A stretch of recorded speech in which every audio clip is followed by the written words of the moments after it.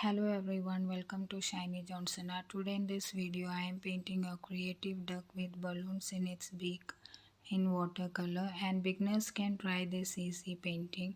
So let's paint a creative duck today.